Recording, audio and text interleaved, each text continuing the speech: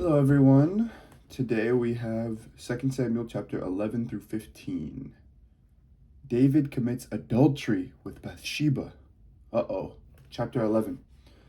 In the spring of the year, the time when kings go out to battle, David sent Joab with his officers and all Israel with him. They ravaged the Ammonites and besieged Rabbah.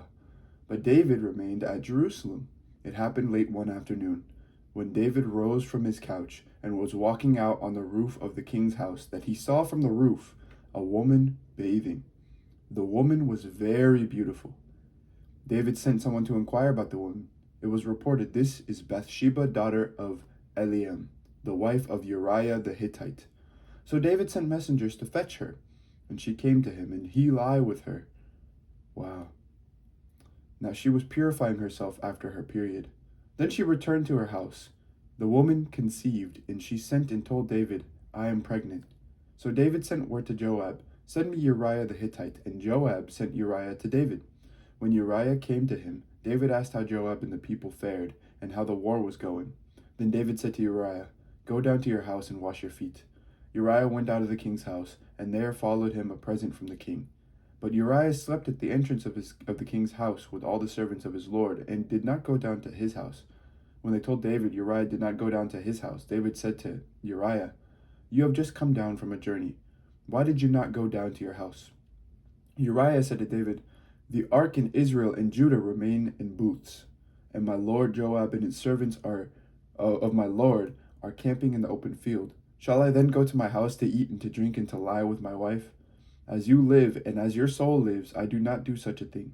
Then David said to Uriah, "Remain here today also, and tomorrow I will send you back."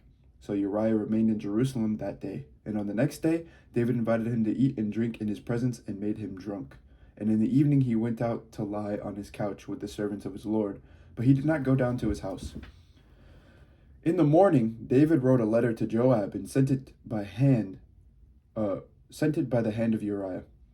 In the letter he wrote, "Set Uriah in the forefront of the hardest fighting, and then draw back from him, so that he may be struck down and die." And as Joab was besieging the city, he assigned Uriah to the place where he knew there were valiant warriors. The men of the city came out and fought with Joab, and some of the servants of David among the people fell. Uriah the Hittite was killed as well. Then Joab sent and told David all the news about the fighting, and he instructed the messenger, "When you have finished telling the king about all the news about the fighting, then, if the king's anger rises, and if he says to you, 'Why did you go so near the city to fight? Did you not know that they would shoot from the wall? Who killed Abimelech, son of Jerubbaal? Did not a woman throw an upper millstone on him from the wall, so that he died at Thebez? Why did you go so near to the wall?' Then you shall say, 'Your servant Uriah the Hittite is dead too.'" So the messenger went and came and told David all that Joab had sent him to tell. The messenger said to David, "The men gained an advantage over us and came out against us in the field, but we drove them back to the entrance of the gate. Then the archers shot at your servants from the wall. Some of the king's servants are dead, and your servant Uriah the Hittite is dead also." David said to the messenger, "Thus you shall say to Joab, 'Do not let this matter trouble you, for the sword devours now one and now another.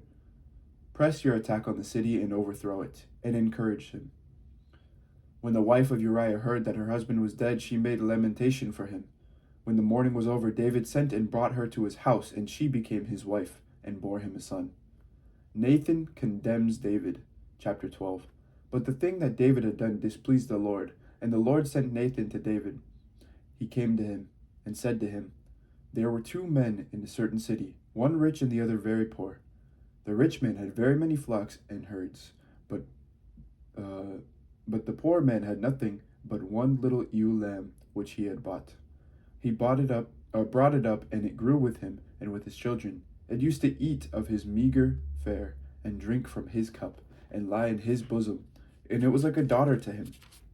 Now there came a traveler to the rich man, and he was loath to take one of his own flock or herd to prepare for the wayfarer who had come to him. But he took the poor man's lamb, and prepared that for the guest who had come to him. Then David's anger was greatly kindled against the man. He said to Nathan, 'As the Lord lives, the man who has done this deserves to die. He shall restore the lamb fourfold, because he has done this thing, and because he had no pity.' Nathan said to David, You are the man.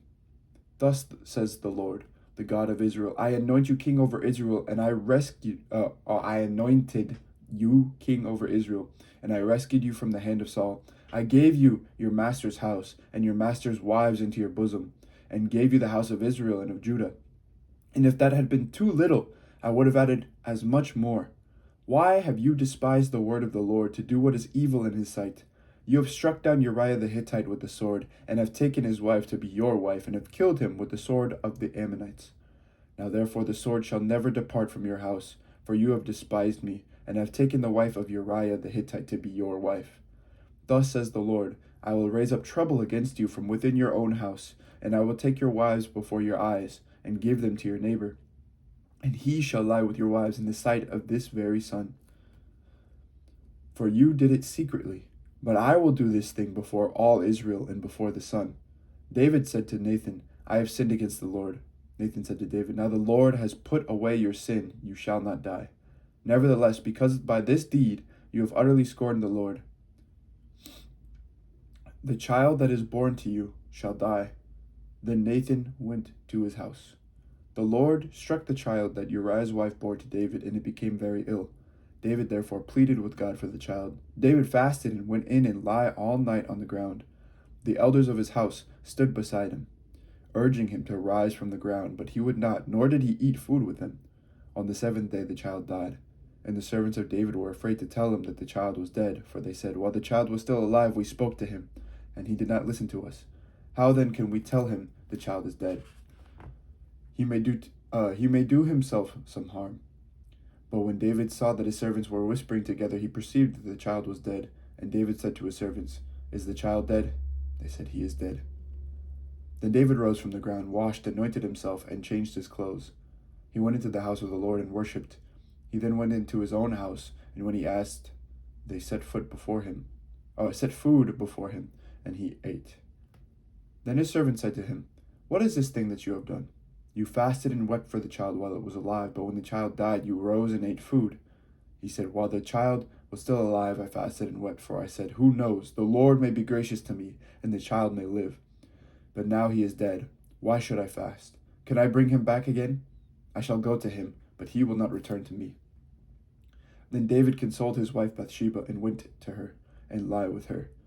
And she bore a son, and he named him Solomon. The Lord loved him and sent a message by the prophet Nathan, so he named him Jedidiah, because of the Lord. Now Joab fought against Rabbah of the Ammonites and took the royal city. Joab sent messengers to David and said, I have fought against Rabbah. Moreover, I have taken the water city.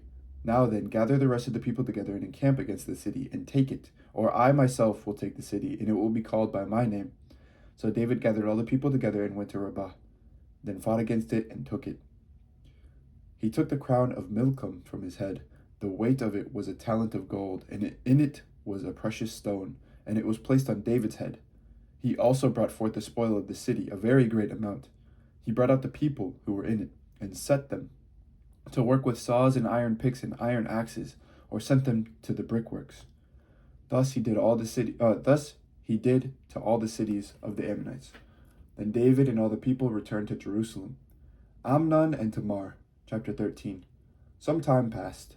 David's son Absalom had a beautiful sister whose name was Tamar, and David's son Amnon fell in love with her. Wait a second. David's son Absalom and David's... Whoa. Okay. David's son Absalom had a beautiful sister who was named Tamar, and David's son fell in love with her. Amnon was so tormented that he made himself ill because of his sister Tamar, for she was a virgin, and it seemed impossible to Amnon to do anything to her. But Amnon had a friend whose name was Jonadab, the son of David's brother Shimeah. And Jonadab was a very crafty man. He said to him, O son of the king, why are you so haggard morning after morning? Will you not tell me? Amnon said to him, I love Tamar, my brother Absalom's sister. That's crazy. Jonadab said to him, Lie down on your bed and pretend to be ill, and when your father comes to see you, say to him, Let my sister Tamar come and give me something to eat, and prepare the food in my sight, so that I may see it and eat it from her hand. So Amnon lay down and pretended to be ill, and when the king came to see him, Amnon said to the king, "Please let my sister Tamar come and make a couple of cakes in my sight, so that I may eat from her hand." Then David sent home to Tamar, saying, "Go to your brother Amnon's house and prepare food for him." So Tamar went to her brother Amnon's house, where he was lying down. She took dough, kneaded it, made cakes in his sight, and baked the cakes. Then she took the pan and set them out before him, but he refused to eat. Amnon said, "Send out everyone from me." So everyone went out from him. Then Amnon said to Tamar, "Bring the food into my chamber, so that I may eat from your hand." So Tamar took the cakes she had made, and brought them into the chamber to Amnon her brother. But when she brought them near to him to eat, he took hold of her and said to her, "Come lie with me, my sister." She answered him, "No, my brother, do not force me, for such a thing is not done in Israel. Do not do anything so vile. As for me, where should I carry my shame? And as for you, you would be one of the scoundrels in Israel. Now therefore, I beg you, speak to the king, for he will not withhold me from you." But he will not listen to her. And being stronger than she was, he forced her and lied with her. Then Amnon was seized with a great loathing for her. Indeed, his loathing was even greater than the lust he had felt for her. Amnon said to her, "Get out." But she said to him, "No, my brother, for this wrong in sending me away is greater than the other that you did to me." But he would not listen to her. He called the young man who served him and said, "Put this woman out of my presence, and bolt the door after her." Now she was wearing a long robe with sleeves, for this is how the virgin daughters of the king were clothed in earlier times. So his servant put her out, and bolted the door after her. But Tamar put ashes on her head, and tore the long robe that she was wearing. She put her hand on her head, and went away, crying aloud as she went. Her brother Absalom said to her, "Has Amnon your brother been with you? Be quiet for now, my sister. He is your brother. Do not take this to heart." So Tamar remained a desolate woman in her brother Absalom's house. When King David heard of all these things, he became very angry, but he would not punish his son Amnon, because he loved him, for he was his firstborn. But Absalom spoke to Amnon neither good nor bad, for Absalom hated Amnon, because he had raped his sister Tamar. After 2 full years, Absalom had sheep shearers at Baal-hazor, which is near Ephraim, and Absalom invited all the king's sons. Absalom came to the king and said, "Your servant has sheep shearers. Will the king and his servants please go with your servant?"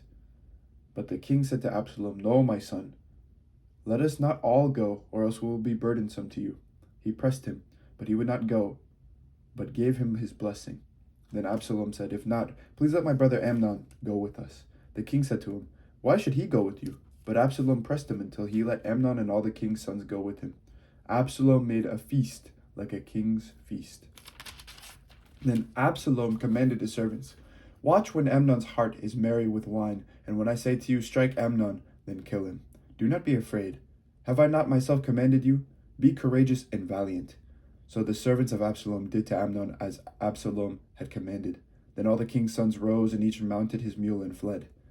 While they were on the way, the report came to David that Absalom had killed all the king's sons, and not one of them was left. The king rose, tore his garments, and lay on the ground, and all the servants who were standing by tore their garments. But Jonadab, the son of David's brother Shemaiah, said, "Let not my lord suppose that they have killed all the young men, the king's sons. Amnon alone is dead. This has been determined by Absalom from the day Amnon raped his sister Tamar. Now therefore do not let my lord the king take it to heart, as if all the king's sons were dead, for Amnon alone is dead." But Absalom fled. When the young man who kept watch looked up, he saw many people coming from the Horonaim road by the side of the mountain. Jonadab said to the king, "See, the king's sons have come, as your servant said, so it has come about." As soon as he had finished speaking, the king's sons arrived and raised their voices and wept, and the king and all his servants also wept very bitterly. But Absalom fled and went to Talmai, son of Ammihud, king of Geshur.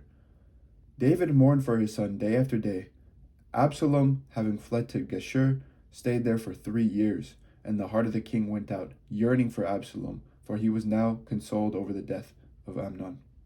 Absalom returns to Jerusalem. Chapter 14. Now Joab, son of Zeruiah, perceived that the king's mind was on Absalom. Joab sent to Tekoa and brought from there a wise woman. He said to her, "Pretend to be in mourning, Put on mourning garments. Do not anoint yourself with oil, but behave like a woman who has been mourning many days for the dead. Go to the king and speak to him as follows." And Joab put the words into her mouth. When the woman of Tekoa came to the king, she fell on her face to the ground and did obeisance, and said, "Help, O king." The king asked her, "What is your trouble?" She answered, "Alas, I am a widow, my husband is dead. Your servant had 2 sons, and they fought with one another in the field. There was no one to part them, and one struck the other and killed him. Now the whole family has risen up against your servant. They say, 'Give up the man who struck his brother, so that we may kill him for the life of his brother whom he murdered, even if we destroy the heir as well.' Thus they would quench my one remaining ember, and leave to my husband neither name nor remnant on the face of the earth." Then the king said to the woman, "Go to your house, and I will give orders concerning you." The woman of Tekoa said to the king, "On me be the guilt, my lord the king, and on my father's house let the king and his throne be guiltless." The king said, "If anyone says anything to you, bring him to me, and he shall never touch you again." Then she said, "Please, may the king keep the Lord your God in mind, so that the avenger of blood may kill no more, and my son not be destroyed." He said, "As the Lord lives, not one hair of your son shall fall to the ground." Then the woman said, "Please let your servant speak a word to my lord the king." He said, "Speak." The woman said, "Why then have you planned such a thing against the people of God? For in giving this decision the king convicts himself, inasmuch as the king does not bring his banished one home again. We must all die. We are like water spilled on the ground, which cannot be gathered up. But God will not take away a life. He will devise plans so as not to keep an outcast banished forever from his presence. Now I have come to say this to my lord, the king, because the people have made me afraid. Your servant thought, I will speak to the king. It may be that the king will perform the request of his servant. For the king will hear and deliver his servant from the hand of the man who would cut both me and my son off from the heritage of God. Your servant thought, the word of my lord the king will set me at rest. For my lord the king is like the angel of God, discerning good and evil. The Lord your God be with you." Then the king answered the woman, "Do not withhold from me anything I ask you." The woman said, "Let my lord the king speak." The king said, "Is the hand of Joab with you in all this?" The woman answered and said, "As surely as you live, my lord the king, one cannot turn left or right from anything that my lord the king has said. For it was your servant Joab who commanded me. It was he who put all these words into the mouth of your servant. In order to change the course of affairs, your servant Joab did this. But my lord has wisdom like the wisdom of the angel of God to know all things that are on the earth." Then the king said to Joab, "Very well, I grant this. Go, bring back the young man Absalom." Joab prostrated himself with his face on the ground and did obeisance and blessed the king. And Joab said, "Today your servant knows that I have found favor in your sight, my lord the king, and that the king has granted the request of his servant." So Joab sent off, went to Geshur, and brought Absalom to Jerusalem. The king said, "Let him go to his own house. He is not to come into my presence."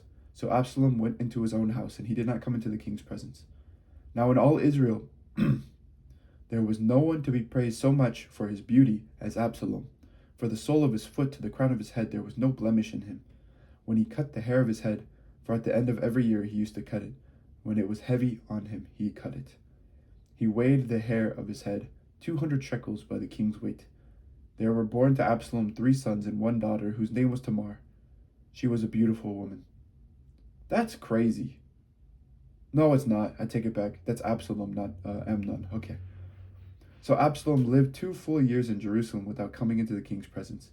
Then Absalom sent for Joab to send him to the king, but Joab would not come to him. He sent a second time, but Joab would not come. Then he said to his servants, "Look, Joab's field is next to mine, and he has barley there. Go and set it on fire." So Absalom's servants set the field on fire. Then Joab rose and went to Absalom at his house and said to him, "Why have your servants set my field on fire?" Absalom answered Joab, "Look, I sent word to you, 'Come here, that I may send you to the king with the question, why have I come from Geshur? It would be better for me to be there still. Now, let me go into the king's presence. If there is guilt in me, let him kill me." Then Joab went to the king and told him, and he summoned Absalom. So he came to the king and prostrated himself with his face to the ground before the king, and the king kissed Absalom. Absalom usurps the throne. Chapter 15. After this, Absalom got himself a chariot and horses and 50 men to run ahead of him. Absalom used to rise early and stand beside the road into the gate. And when anyone brought a suit before the king for judgment, Absalom would call out and say, "From what city are you?" When the person said, "Your servant is of such and such a tribe in Israel," Absalom would say, "See, your claims are good and right, but there is no one deputed by the king to hear you." Absalom said, moreover, "If only I were judge in the land, then all who had a suit or cause might come to me, and I would give them justice." Whenever people came near to do obeisance to him, he would put on his hand, he would put out his hand and take hold of them and kiss them.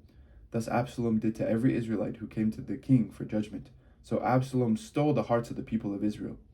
At the end of 4 years, Absalom said to the king, "Please let me go to Hebron and pay the vow that I have made to the Lord. For your servant made a vow while I lived in Geshur in Aram.